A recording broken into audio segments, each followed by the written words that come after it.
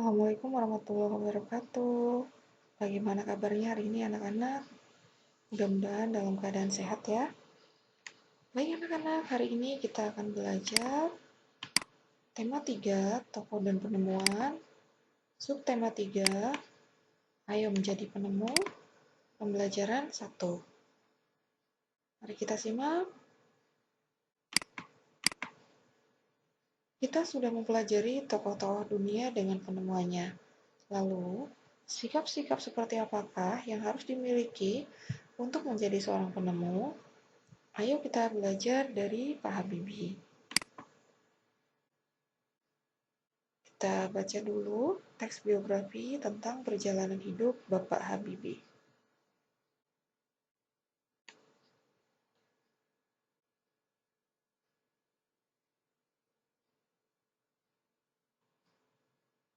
Next.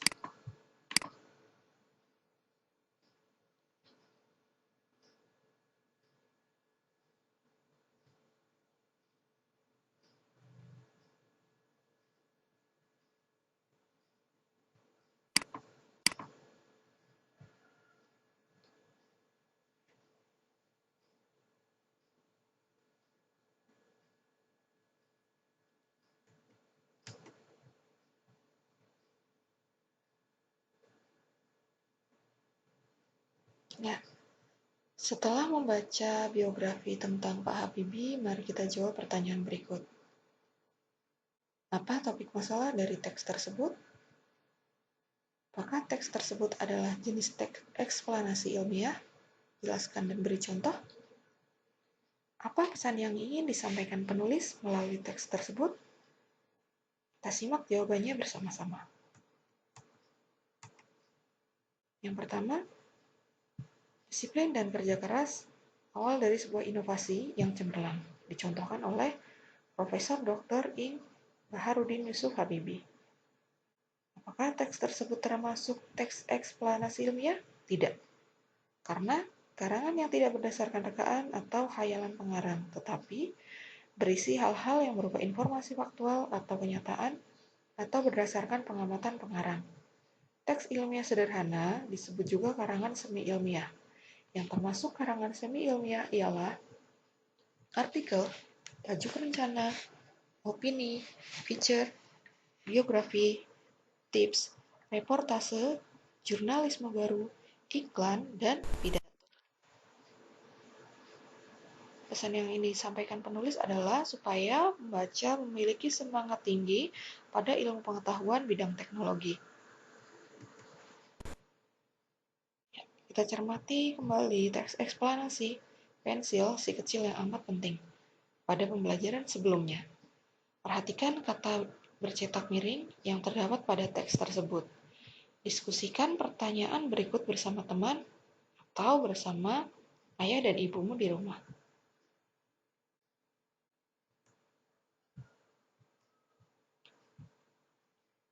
Ya. Kosakata yang sesuai dengan Pedoman Umum Ejaan Bahasa Indonesia disebut dengan kosakata baku. Nah, pada bacaan pensil si kecil yang amat penting, banyak terdapat kosakata yang tidak baku, ditandai dengan kata-kata yang bercetak miring.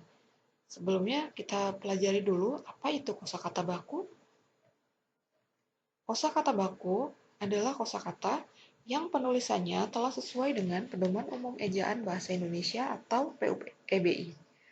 Sebaliknya, kosakata non-baku adalah kosakata yang penulisannya tidak sesuai dengan Pedoman Umum Ejaan Bahasa Indonesia atau PUEBI. Kosakata baku wajib digunakan dalam tulisan atau percakapan pada acara-acara formal atau resmi. Sedangkan kosakata non-baku boleh digunakan dalam bahasa percakapan pada acara non-formal seperti saat kita berbicara kepada teman dalam kehidupan sehari-hari. Mari kita simak bacaan tentang pensil si kecil yang amat penting. Banyak kata-kata yang digunakan di sini adalah kosakata yang tidak baku, yang ditandai dengan kata-kata yang bercetak miring. Perhatikan.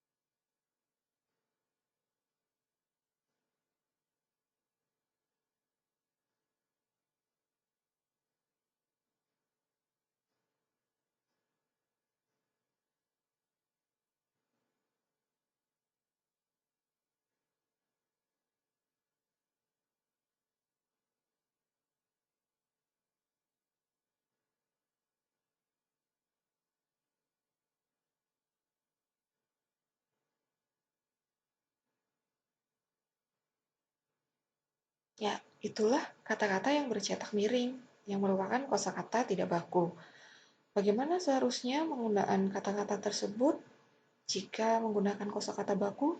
Kita lihat pada tabel berikut ini. Ya, kata gimana sih? Seharusnya menggunakan kata bagaimana jika menggunakan kosakata baku. Dan seterusnya.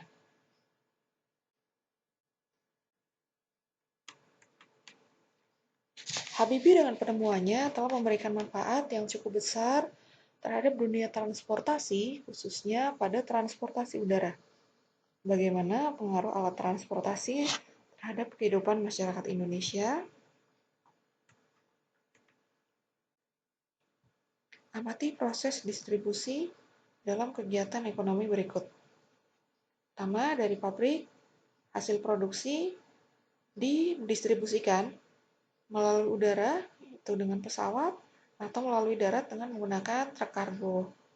Kemudian, hasil produksi tersebut masuk ke gudang. Dari gudang penyimpanan, kemudian didistribusikan ke supermarket, atau ke minimarket, atau ke pasar. Kemudian dari pasar, didistribusikan ke pedagang-pedagang kecil. Dari pedagang kecil inilah kemudian hasil produksi bisa dinikmati oleh para konsumen. Jawablah pertanyaan berikut.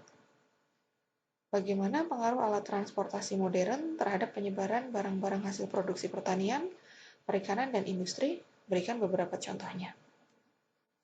Apa yang akan terjadi pada kehidupan masyarakat jika tidak terdapat beragam alat transportasi modern seperti pesawat terbang, kapal laut, kereta api, dan truk kargo? Mari kita simak dalam peta pikiran berikut ini.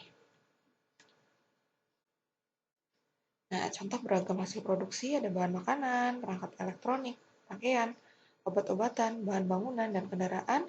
Jika ada alat transportasi, maka dalam kehidupan masyarakat, distribusi barang-barang kebutuhan lebih merata. Harga barang lebih stabil atau tetap stabil, menjaga dan meningkatkan ekonomi masyarakat pada suatu wilayah, mendukung pembangunan, dan mendukung pemerataan kesehatan. Bagaimana jika tidak ada alat transportasi? Distribusi barang-barang kebutuhan tidak merata. Harga barang mahal, ekonomi masyarakat tidak stabil, menghambat pembangunan, dan kesehatan tidak merata. Nah, kita lanjutkan. Amati rangkaian seri dan rangkaian paralel yang telah dibuat pada pertemuan sebelumnya. Diskusikan bersama teman atau orang tua kamu untuk menemukan persamaan dan perbedaannya. Tuliskan dalam diagram Venn berikut. Ya, diagram Venn ini berupa lingkaran. Sini ada diagram Venn tentang rangkaian seri dan rangkaian paralel. Untuk bagian yang terpisah, ini digunakan untuk menuliskan perbedaan. Ya, bagian yang kosong ini ya. Perbedaan rangkaian seri dan rangkaian paralel. Sedangkan yang berupa gabungan, ini dituliskan atau digunakan untuk menuliskan persamaan dari rangkaian seri dan rangkaian paralel. Ya. Rangkaian seri dan rangkaian paralel perbedaannya adalah kalau rangkaian seri disusun sebaris, rangkaian paralel disusun berderet. Rangkaian seri terdiri dari satu jalur rangkaian, kalau rangkaian paralel terdiri dari dua atau lebih rangkaian. Rangkaian seri, jika salah satu lampu mati, maka semua lampu akan mati. Pada rangkaian paralel, jika salah satu lampu mati, yang lainnya tetap berfungsi. Pada rangkaian seri, lebih hemat kabel, sedangkan pada rangkaian paralel, lebih boros kabel. Persamaan dari rangkaian seri dan rangkaian paralel adalah untuk menyalakan peralatan listrik. Baik anak-anak, demikianlah pembelajaran pada hari ini. Mudah-mudahan dapat dipahami. Terima kasih. Wassalamualaikum warahmatullahi wabarakatuh.